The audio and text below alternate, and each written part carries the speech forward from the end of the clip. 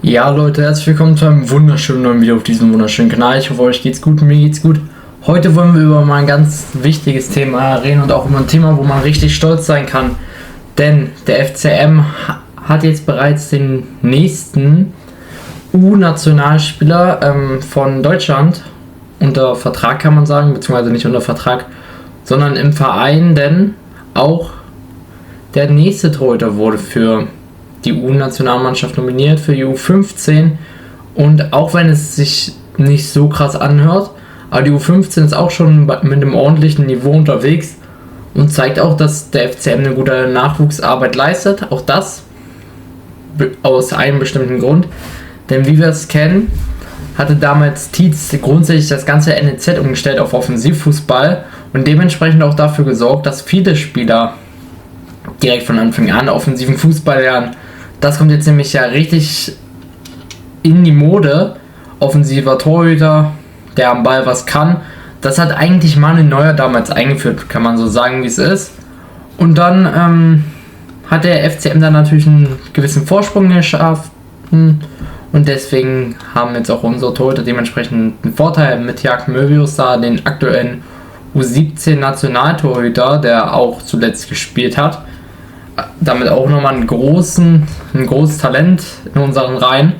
Und jetzt auch nochmal mit Tom Stark müsste es sein, den nächsten Torhüter. Wir gucken da direkt mal rein es müsste Tom Stark, genau, Tom Stark ist der nächste U15 Nationalmannschaft Deutschland. Haben wir zudem auch noch hier Tiag Möbius, von ihm bin ich persönlich sehr, sehr überzeugt. Ich denke mal, das könnte jemand für die Zukunft sein. In der nahen Zukunft sogar, dass eine Möbius bei uns eine Rolle spielen könnte. Ich gebe ihm noch 1 bis 2 Jahre, dann wird er in der Erstmannschaft vielleicht auch das erste Mal anklopfen. Sonst haben wir auch noch viele weitere aktuelle Nationalspieler. Was Deutschland angeht, haben wir auch allein schon Laurin Ulrich, der aktuell U20 spielt und da auch in der Startelf ist. Da zeigt er nun jetzt auch seine Qualitäten wieder. Also viele gute Spieler, die auch sehr, sehr in den Fokus rücken könnten. Wenn Magnus Barth sich vielleicht diese Saison noch reinspielt in die Erstmannschaft, könnte es für ihn auch bedeuten, dass er U20 Nationalspieler wird oder U21 Nationalspieler. Und dann gibt es dann natürlich noch andere Namen, die auch definitiv eine Rolle spielen werden. Dazu gehören natürlich auch gewisse Kandidaten, vielleicht ein Pesch, wenn er eine gute Saison spielt, aber auch unter anderem, so wie es auch schon vorher war, Barış Artik, der eventuell sich nochmal in den Fokus spielen könnte. Natürlich muss man auch sagen, dass die türkische Nationalmannschaft sich grundsätzlich verstärkt hat, aber auch Nick Meyer, wenn er sich in den Fokus spielen könnte, wird aber erstmal aufgebaut. Es gibt einige Namen im Kader, die wirklich mittlerweile nationalmannschaftstechnisch eine Rolle spielen. Auch Darius spielt natürlich eine Rolle. U20 Polen ist, wie gesagt, eines der größten Talente. Gleiches gilt für Luka Hirian. Edin Sogovic, der hoffentlich bald auch wieder seine Chance bekommt in der Nationalmannschaft. Eigentlich Bockhorn für Uganda, aber war da jetzt leider zuletzt verletzt. Musunda als Kapitän von Sambia.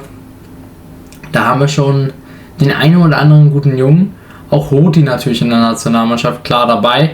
Und auch in der A-Nationalmannschaft schon mal. Und das sind keine schlechten Spieler, die da spielen.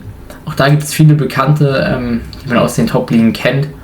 Ja, und so hat man dann wirklich eine gute Grundbasis und ist sogar mit unter den Zweitliga-Vereinen, so unter den Vereinen, wo man mittlerweile die meisten Nationalspieler abstellt, vor allem in den U-Mannschaften, weil man mittlerweile auf sehr, sehr junge Spieler setzt, und das ist ja auch klar, unter Fiedler, dass sowas passiert.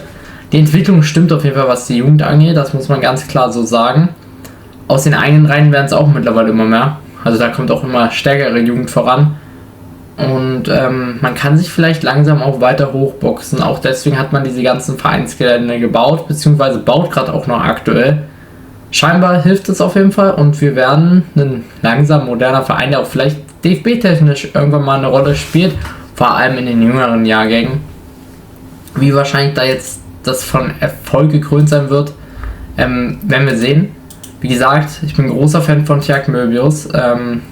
Als Torhüter schon mit so einem Alter, das ist sehr, sehr respektvoll, und ich denke mal, dass er definitiv ein Torhüter für die Zukunft sein könnte.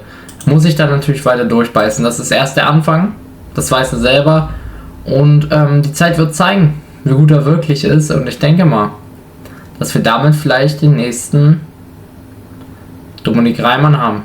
Hoffen wir mal. Vielleicht sogar noch besser. Das wäre ja schön. Und dann auch aus der eigenen Jugend. Ich glaube, man hat schon eine ganz gute Jugendarbeit, vor allem in dem Bereich Torhüter. Das muss ich sagen. Ist, glaube ich, so mit die beste Arbeit, die man da leistet. Krut, Kamper jetzt hervorgekommen. Auch ein Schlitter damals, der als Talent gehandelt wurde. Und jetzt Jack Möbius und vielleicht noch ein Tom Stark, der dann hinterher rutscht.